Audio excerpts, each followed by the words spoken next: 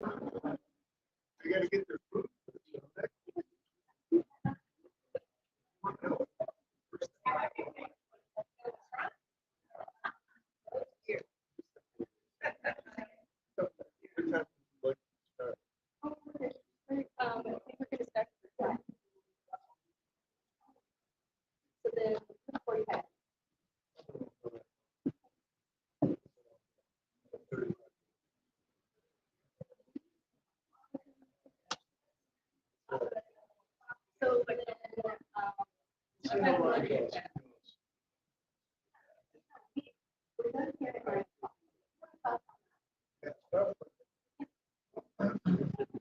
I think that's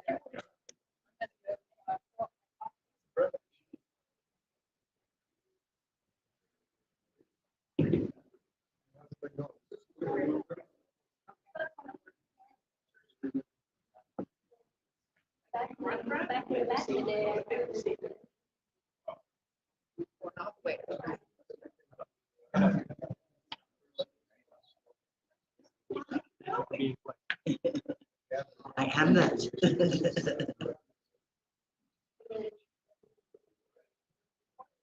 Even better.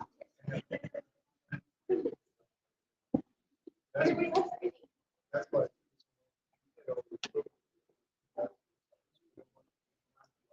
good. Right up. Yes.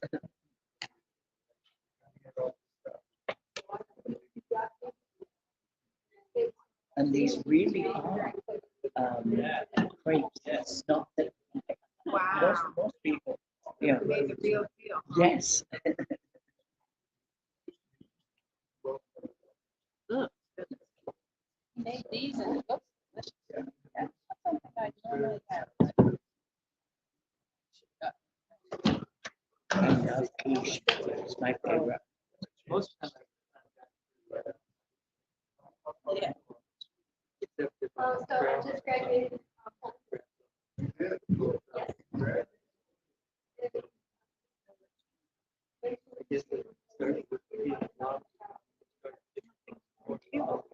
Oh, I did. Well, I just got back from vacation, so that's Yeah, very it was nice. really good.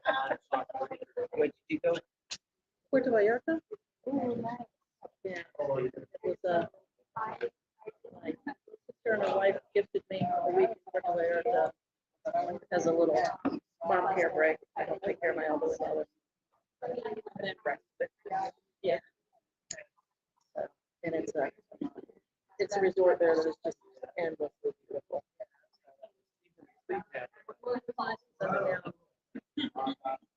Monday to Thursday afternoon, I had the place to myself, and my sister go down.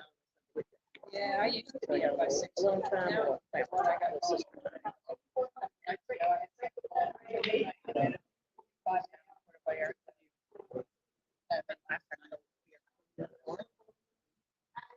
The best update, the next the Hard Rock Cafe.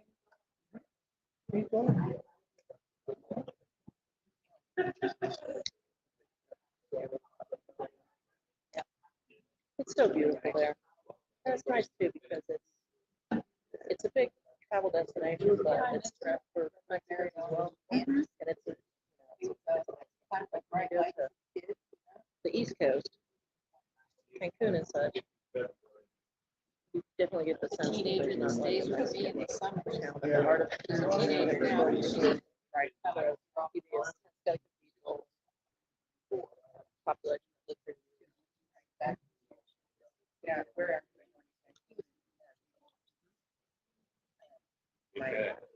And apparently he's still around.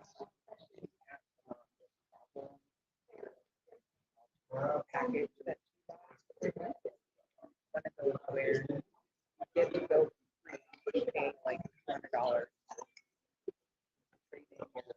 whatever, and but you have to resolve one of those presentations every time you go. Oh, yeah. We have to practice our saying no a lot. No, not really. I was in charge of Yeah, get fabrication. clients of Puerto Vallarta. You have to run the gauntlet of timeshare. I know. They're like, keep your head They down. wanted the whole rocket thing here.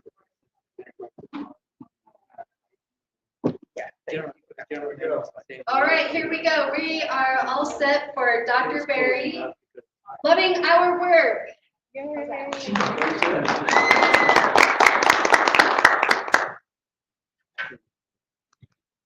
Well, good morning. Welcome to the party here. So I know you people aren't going to say anything because you're chewing, but it's good to be here. Haven't been here in a while. And I wanted to talk a little bit about loving our work. I got a call from Melissa a while back. February is the month of love. So I'll talk a little bit about that. And it's good to be in a room full of entrepreneurs because you're all self-motivated to do what you love to do. So that's what kind of brings you here is to provide your own direction and to provide your own passion for what you're doing. So one of the things I love about our teaching, about the science of my teaching, is it's a creative thing. We talk about building something in our minds called a mental equivalent. It's just an idea of where we want to be, where we want to go, what it's going to look like, but more importantly, what it's going to feel like. We want to have the opportunity to have our work drop into our hearts and to really come from our hearts when we're working. And so I've always loved that idea of the mental equivalent of building something in mind and then walking out into the world to start it and to get it going. To start in prayer, but then to move into moving our feet, get moving in the direction that we're dreaming for. So I wanted to talk to you a little bit today about the importance of loving our work. And, just one of the things that's interesting is how much work has changed just in the last few years. Just in the time of COVID, work has changed more. That now we got all these empty office buildings in town. And the nature of people going to work, the hybrid aspect of work, people working from home, and the generation, kind of the generation I grew up in, most guys were going to work in factories, and they got to work at a certain time, and they went home at a certain time, and the nature of the work that you're doing is totally different than that, and it has to do more with your individual momentum that you can create in your work rather than counting on the place that you go to work to provide for you. So that's why I think it's so much in alignment with our science of mind principles of creativity and of connecting to something bigger. So the place where I wanted to start was to get yourself moving. If you wanted to start something new, or if you want your business to expand, how do you get started? And I think the thing for me that was great that I learned here is to start where we are, to start in the place where you are, to grow where you're planted, and to see what can I do with what I have right now. When I first started getting moving and coming here on a regular basis, we had young children at the time. And so my wife stayed home with one of them, and the other one with my older son Jesse. We came here on Sunday morning, and I just got used to being part of the youth ministry, dropping them off and meeting people. And then I just decided that I would become a volunteer and just see what it was like, see what they were teaching. Went to a little teacher training workshop, and then started coming on Sunday mornings, and I realized I really liked it. And then I started working at coming on Sunday mornings and kind of being an assistant teacher and doing that thing. And I realized that I like doing this, and I would go from room to room with my guitar, started writing stuff that had to do with Sunday morning work. And I realized this would be a cool direction for me to go in. And at the time I had a couple of jobs. I was working as a land surveyor, and I was also in a rock and roll band on weekends. And so I just had to decide if I was going to go in a different direction, how was I going to do it? Because I still need to pay the bills. And so I found a couple of preschools through some friends of mine, a little bit of networking like you guys do. I found a couple of preschools that were willing to let me come in and play music. They weren't willing to pay me very much, but they were willing to let me come in. So I started doing that just to get a feel for it. It was great. I'd go into these schools and it'd be like, wow, Mr. Music's here. Mr. Music's here. This is great. And so I got into doing that, and then to find a way to make a living networking again, I found a way that cable TV was just starting, and so I got a job burying TV cables in people's backyard.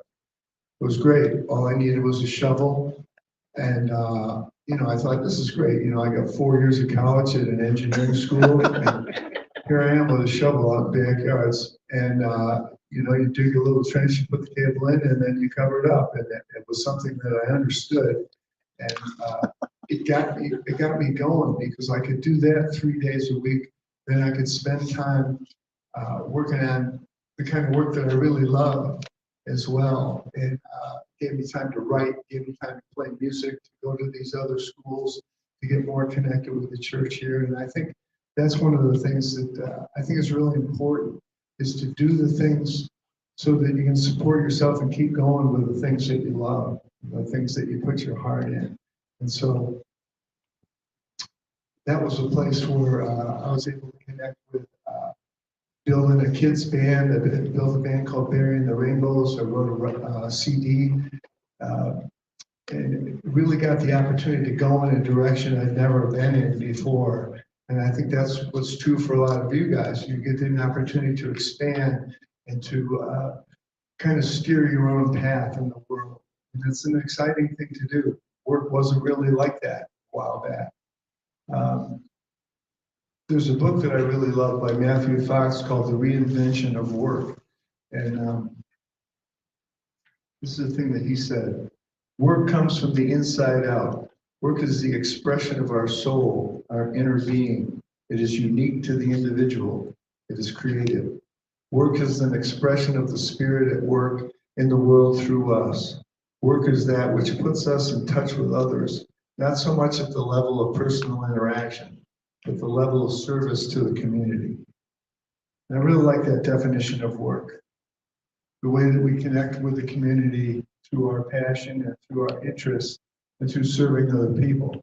And as I was listening to everybody go around in the circle this morning, a lot of it had to do with service, finding people places to live, helping people heal, helping people to move through their challenges in the world. And so that's what this teaching gave me the opportunity to do, was to connect with something that I didn't even know I would like until I just got around it, working with kids and playing music for kids. And so it got me out of playing in bars and at night on the weekends, and then I was playing in schools during the day. So it was a totally different audience. I'd found my people, really had. And I have grandkids now, and a couple of months ago I was up at their house. Their parents went for a vacation to a destination wedding, so we got to move in with the kids for a week and drop them off at their preschool in the morning. And so my wife said, this guy could play a little music here at the preschool. So I came in the next day, I got the whole school together, and I gave a big concert for everybody, and I thought, this is it. I'm still working. I'm still working, doing the thing that I love to do more than everything else. So I think starting where we are is the perfect place to start today, as we're in this concept of loving our work. Because what have I got going for me, and what's the direction that I want to go in? Where do I want to put my heart? Because there are a lot of changes. I think one of the other thing is we need to roll with the changes, because nothing really has a sense of permanence. We want to be able to be adaptable. And I think when we have our own businesses, our ability to adapt and to change and to look forward and to not get too attached to any one particular form. I think the world's always been changing, but it's never been changing at the pace that it's changing right now. I read a great book by Fareed Zakaria, And it was called 10 Things That Will Change Because of the Pandemic. When it came down to it at the end, he said, when we come out of the pandemic, it's going to be like it was before, only faster. And I think he was absolutely right. It's going to be like it was before, only faster. And I think the thing of hybrid learning, but also hybrid work, working partially from home and partially in an office. Now we're moving more towards people working at home most of the time. Well, then the idea is, how do we connect with other people? How do we show up in the community? How do we interact with other people? That's what you're doing this morning. You got yourselves out of bed early to be here because you want to be with other people. You want to interact and serve. And we can't do all of that on our phones. It's interesting how the phone has changed kind of our concept of freedom. We had the idea that, look at all the freedom we're going to have when we have cell phones, you know? And now it's like we all have voluntarily put ankle bracelets on so that we can be connected at any time. You know, people say, man, I texted you 5 minutes ago. Where have you been? What the heck's going on? And so we have these voluntary ankle bracelets on, and we're connected and available all the time. So I think that that's a thing, that's a change that's come on, and that's going to change too. 5 years is going to look totally different. So I think rolling with the changes. You know, I was thinking as I was getting ready for this, I was thinking back to one of my jobs that I had was working for a small newspaper called the Columbine Courier, and I was a columnist for them. And after I'd been with them for years, a couple of years doing some writing, they gave me my own column called Barry's World, and I could go out and just write about kind of dining and entertainment things. I could review plays and review restaurants. It was a cool gig because I got to go to a lot of places. And for my family, for my wife and kids, my kids were young, I was kind of dragging them someplace every weekend because I always needed something to write about. So we had to go to a play or we had to go to a restaurant just so I'd have something to talk about in my column. And I was just recalling this one time I took my wife and both the boys out, and it was going to be a double header. We were going to go to a restaurant, and then we were going to go see a play. So we were all pumped up. We were pretty positive. We went to this restaurant, and it was bad, and the food was bad, and the service was bad, and you know, it was kind of a bummer for the kids. But I thought, well, the play's going to be better. So we went to the play, and it was community theater, and they clearly weren't ready. So you know, my boys were sitting there with me, and they kind of looked over towards the end of the first act with that look like, we're not really going to stay here, are we? And so we got in the car, drove home, and I still remember my oldest son, Jesse, on the way home, he said, well, that was really great. Maybe we could tour a prison on the way home. And so I think that's the thing about some of these jobs that we get. You know, they're just ways for us to learn. They're ways for us to grow. And you know, one of the things that I remembered about that job, it took me to so many different places and gave me the opportunity to really expand my awareness and to be in different situations. And one of the things that I got to cover was a bunch of monks building a sand painting out of grains of sand. We had that here once, if you remember. How many of you came and saw those guys when they were here? It was an incredible thing. And this was before we had them at Mile High, and they were out at the tech center, a group of Tibetan monks. And my son Jesse was probably about 12 or 13, and he went with me. And it was a great lesson in impermanence. We went on a Thursday night. They came in on a Monday in a van. There was 10 monks. They set up a table 5 feet in diameter to do this painting with a light shining down on it. And you know, they prayed and they got ready, and then they started building it. And they worked all day long and into the evening for 4 days, 10 of them taking turns. And we got to be there as they consecrated the painting. got this 5-foot circle. They're building it, and it's all done now. And now it's just these beautiful colors, this beautiful pattern. And they were getting ready, and they were in this room in the back, and all the kids that were there were going in the back and kind of playing with the monks. And it was so much fun. They didn't speak much English, but you really realize that everybody smiles in the same language, and they were so happy to have the kids there and to be playing. They did this. They did this consecration ceremony, and they sang, danced, chanted, and they had this beautiful piece of artwork. And then they thanked us all for coming, and we all left. And we knew that when we got done, when we left, within a couple of days, they would destroy that piece of art, and they would dump it into a moving body of water, where it would be a healing element. And that the thing was, it's a bunch of Westerners in the room. It's like, couldn't we save this one? Couldn't we cover this one with plastic and hang it up on the wall there? It just looks so good.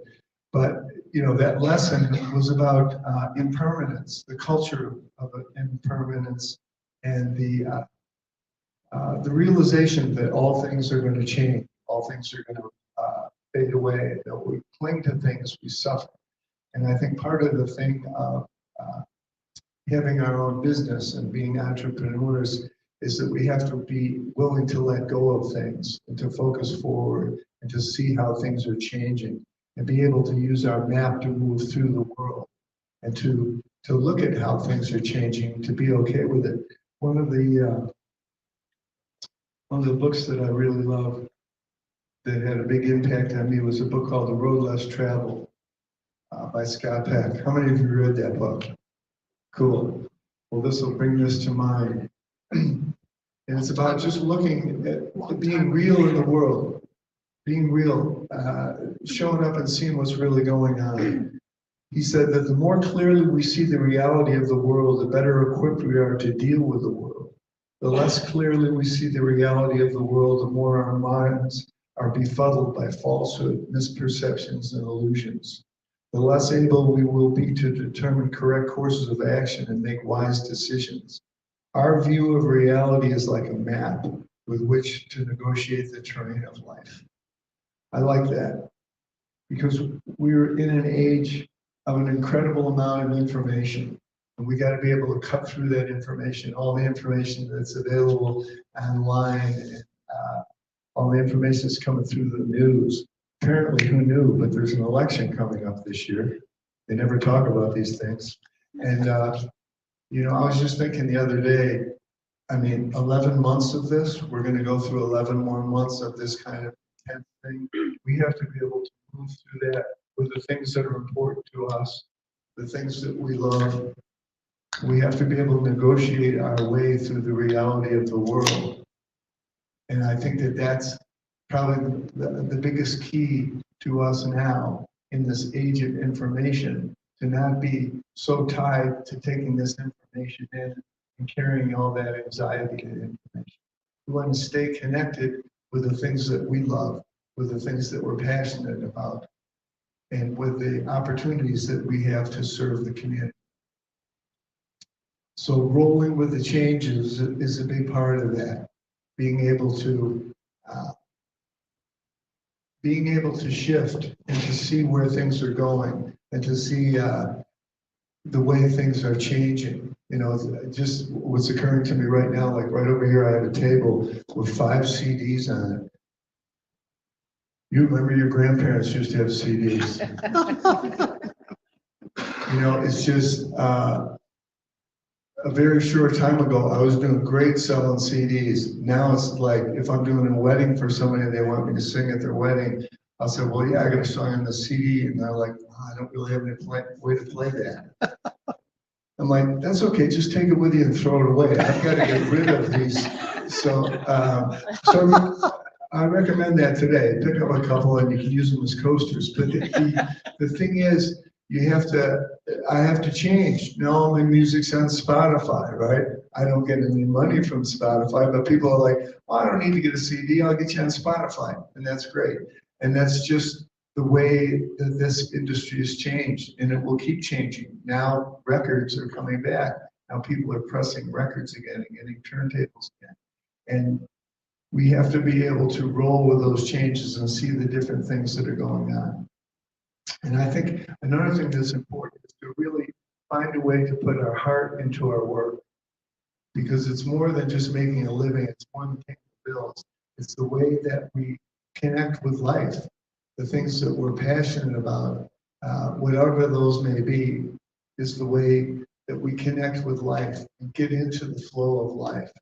You know, my other son is, my youngest son is an actor, lives in New York City. You talk about a tough way to make a living, but he's doing that. And part of the thing that's so important that I really admire about what he's doing is to find things that he loves to do, find work that he loves to do to keep his passion alive. It's a difficult way to make a living, to make money, but it was the passion of doing this kind of work, of being an actor and being a musician, that got him into it in the beginning. It wasn't like he thought he was going to get rich. It was that he wanted to be able to express himself in this way. A couple of years ago, he had this opportunity to go to a small town just about an hour north of New York City by a lake, did a camp up there. And there was a director who was really pretty successful in the soap opera business. And what he did was they would go to this lake and he would get a group of artists together every summer, and they would do a Chekhov play. They would come there for a week and do this play. And they had this experience. They built this little community, and they would do this. They would do this play, and people would show up and they would cook, and other people would be helpers and grips, and there were people that made puppets, and they had puppets as part of it. There were actors, directors, producers, and some of these people were very successful in New York and had their own careers. Other people were just getting going, but they came to this place just because they wanted to do it. And the second year he was there, he got a pretty good role in one of the plays. He invited my wife and I to come. We got a room at an inn in town, and then we showed up there. We showed up at Thursday night, and we got to hang out there. When we came, we brought, they were so glad to see us because we brought a lot of beer with us. And people are always glad to see you when you're carrying a case of beer. And so we had beer, and we had vegetables from our garden. And we got to kind of hang out with all these people as they were creating this thing. We got coming in Friday. And the whole point of it is on Saturday, they do a performance there at the lake, and people who live around the lake come and watch it. A lot of people come up from New York City, and it's this amazing performance. And some of the work goes on behind the house, and some of it goes on inside the house, out on the front lawn. And after a couple of acts, they stop and have a big potluck. Then they go back and do the end of the play. And the thing is taking like 6 or 8 hours. It's an all-day thing. And then it's finishing up at night, and they're back in the lake, and they got spotlights on the lake, and there's puppets on the other side with spotlights on them. And my son dives into the water in the dark, swims out to meet his beloved on this boat. And they come in, and it's just an incredibly intense, dramatic thing. And as it's ending up, I mean, you could have heard a pin drop out there, and it had been raining all day, and people are out there with umbrellas. And it was such an amazing thing because nobody's really making any money. It's just that they're pouring their love into this thing just because they want to do it. And then at the end, everybody claps. And then the next day, everybody goes home. And it's very much like a sand painting. Very much the same type of thing. They poured their hearts into it, poured their minds into it. They still got to make a living somehow when they go back home, but they're able to express that. They got to express their passion and their love, and I think that's important in our work. Not everything's going to work, but if we put our hearts into it, we're going to be moving in the direction that we want to go. We're going to be heading in a place where we feel more connected with our spirit and in the bigger aspect of who we are. So I've always remembered that thing because that sense of connection, that sense of being where we want to be, even if the rewards might not be showing up, is something that I think is really important. There's a thing from Thomas Edison that I sent to my son not long ago. I think I got it here. You know, Thomas Edison, probably the most successful inventor ever, and you know, certainly had a lot of success and made a lot of money. But he said this: one might think that money value of an invention constitutes its reward. One might think that the money value of an invention constitutes its reward to the man who loves his work. But speaking for myself, I can honestly say this is not so. I continue to find my greatest pleasure, and so my reward, in the work that precedes what the world calls success. I love that as an inventor. He's saying, where I get my biggest buzz is when I feel like I'm getting close. And it's just pulling me in deeper. You know, all the times that he failed to come up with the perfect thing for the light bulb, it's like, okay, I'm getting closer. I'm getting closer. And we look at it as this is a great thing when he finally finds success. He looks at it as the process. And I think that that's important for us, those of us who have our own businesses and are driving our own bus. We've got to be able to stay involved in the process.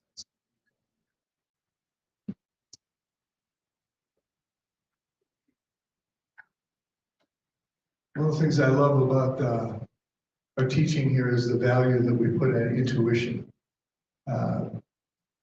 Emerson was a big guy in intuition. Ernest Holmes was a big guy in intuition.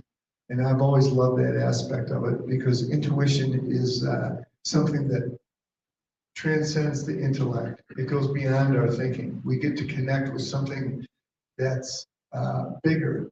And I think all of us have had those intuitive hits when we just know. Has anybody had a hit when you just knew this was the right thing to do, or you knew this was the wrong thing to do? Some of those times when you get that real strong thing, boy, I don't think this is a good idea, but I think I'm going to do it anyways. That's when we attract what we call the cosmic 2x4. It's like, I was right.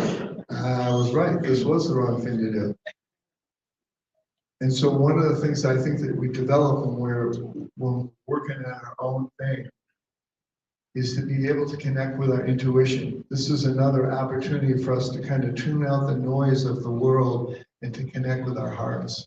And I think that's why our spiritual practice is such an important part of making our way through this thing we call work, of being able to slow ourselves down, to connect with our hearts, connect with the deeper aspect of ourselves, and to do our work that way, to do our work in spirit, so that we know we're going in the right direction.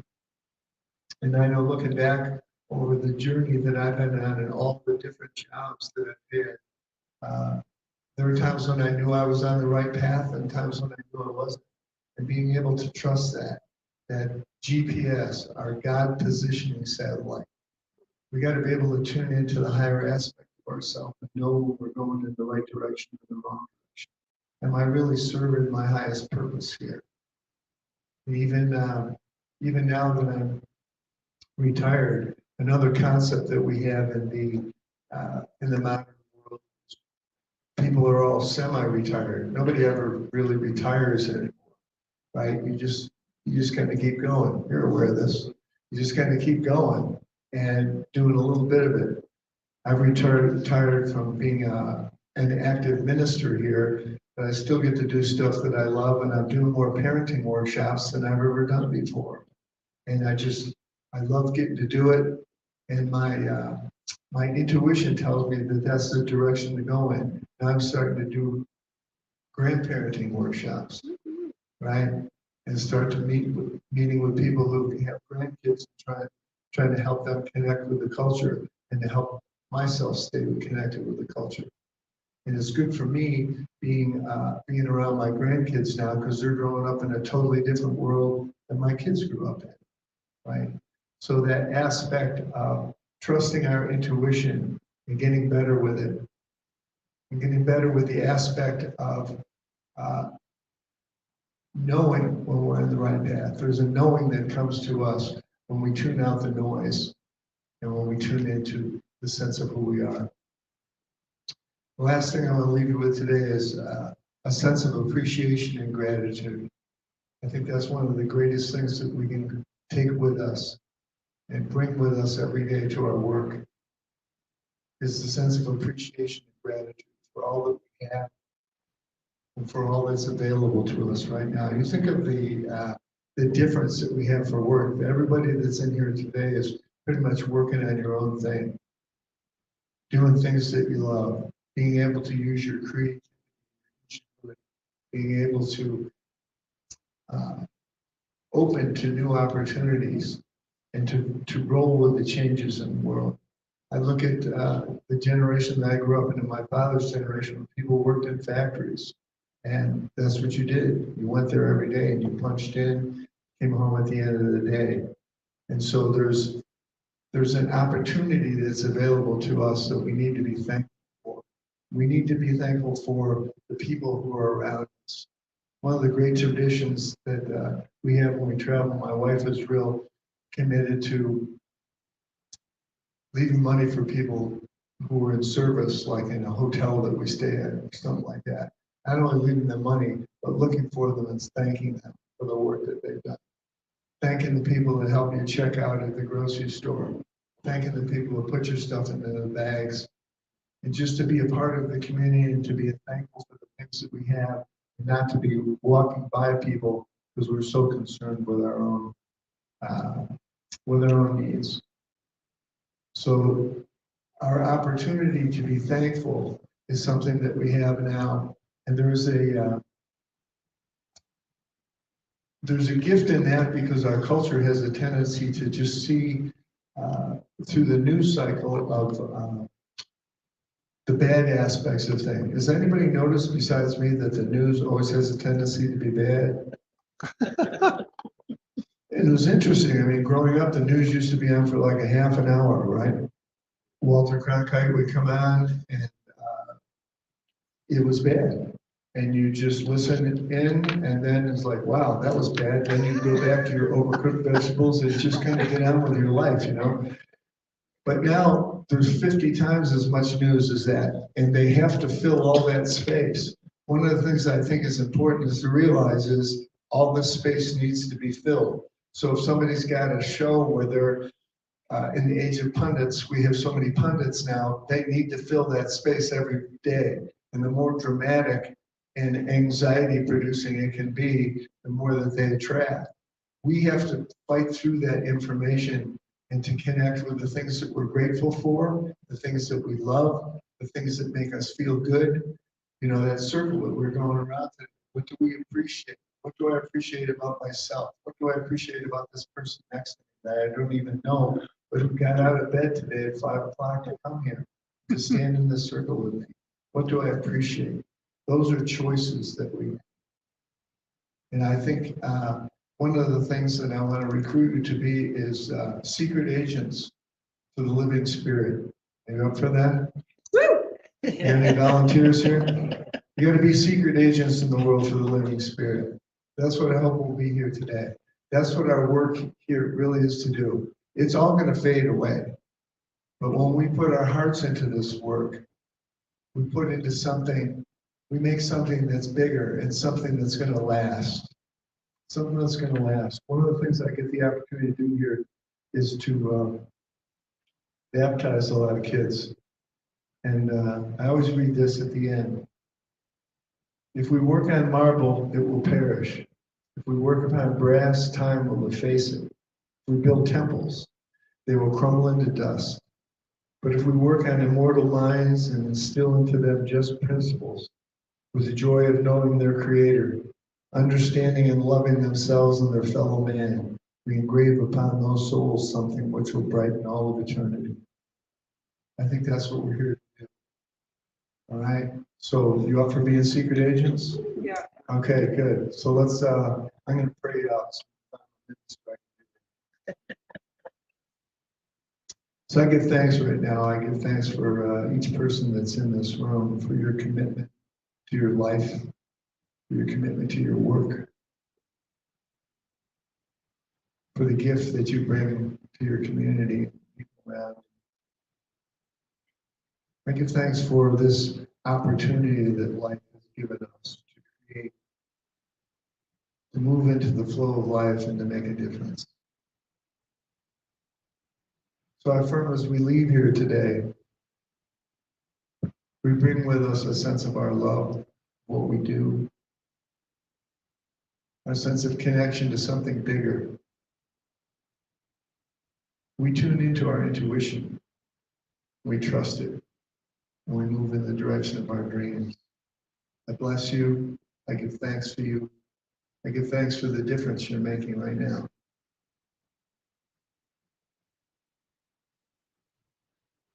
Life is good.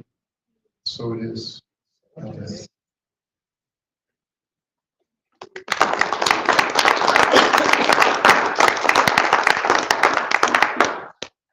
How about another big hand for Dr. Berry?